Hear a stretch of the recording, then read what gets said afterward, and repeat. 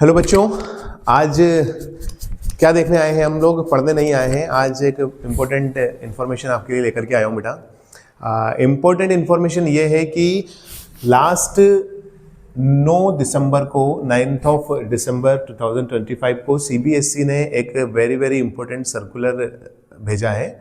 और जब भी सीबीएसई कभी कोई सर्कुलर भेजती है तो डेफिनेटली वो बहुत ज़्यादा इम्पोर्टेंट होता है और स्पेशली बोर्ड्स के एग्ज़ाम के लिए ये बहुत ज़्यादा इम्पोर्टेंट है, और वो भी 10th क्लास के बच्चों के लिए। जो बच्चे 10th की बोर्ड देने जा रहे हैं अभी 2026 में, this circular is very very important for them. तो क्या लिखा है सर्कुलर में, उसकी हम बात करते हैं।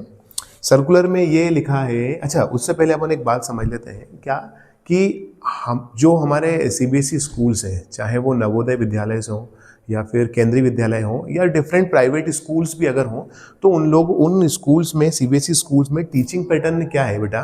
जैसे कि 10th है फॉर एग्जांपल 10th, तो 10th का अगर साइंस है तो 10th का जो साइंस है वो 3 पार्ट में डिवाइड कर दिया जाता है, फिजिक्स में, केमिस्ट्री में और बायोलॉजी में। अब होता क्या है, फिजिक्स, केमिस्ट्री और बायोलॉजी में अलग अलग टीचर्स पढ़ाते हैं, है ना। तो 9 to 12 फिजिक्स अलग चलेगा, 9 to 12 केमिस्ट्री अलग चलेगा, 9 to 12 मैथमेटिक्स अलग चलेगा। तो बच्चों को प्रॉब्लम कहाँ जाती है, जब एग्जाम आता है। एग्जाम में क्या होता है बेटा, एग्जाम में पूरा पेपर एक ही आता था अभी तक, अप टू द 25 एग्जाम, 2025 के एग्जाम तक पेपर पूरा एक मिक्स होकर आता था। तो बच्चों को समझ में नहीं पड़ता था कि फिजिक्स का कौन सा पार्ट है, केमिस्ट्री का कौन सा पार्ट है, या बायोलॉजी का कौन सा पार्ट है। तो बड़ी समस्याएं जाती थी। तो सीबीएसई ने समस्या को समझा और टीचिंग पैटर्न और एग्जाम पैटर्न को मैच कर दिया, है ना।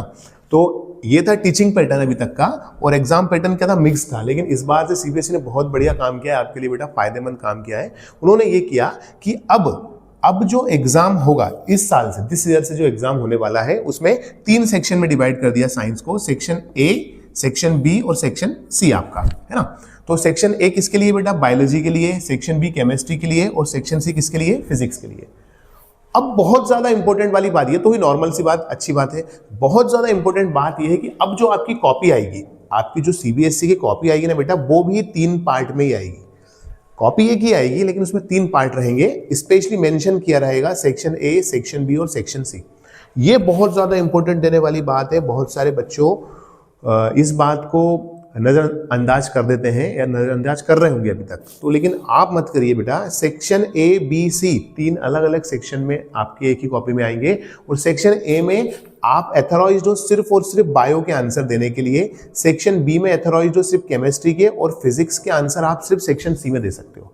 अगर आपने थोड़ी सी भी गलती करी, इस बात को नजरअंदाज किया और केमिस्ट्री के आंसर आपने बायोलॉजी में दे दिए, बायोलॉजी के केमिस्ट्री या फिजिक्स में आपने दे दिए, तो आपकी कॉपी चेक नहीं होगी। स्पेशली मेंशन कर दिया गया है, such mistakes will not be accepted and addressed even during the revaluation process.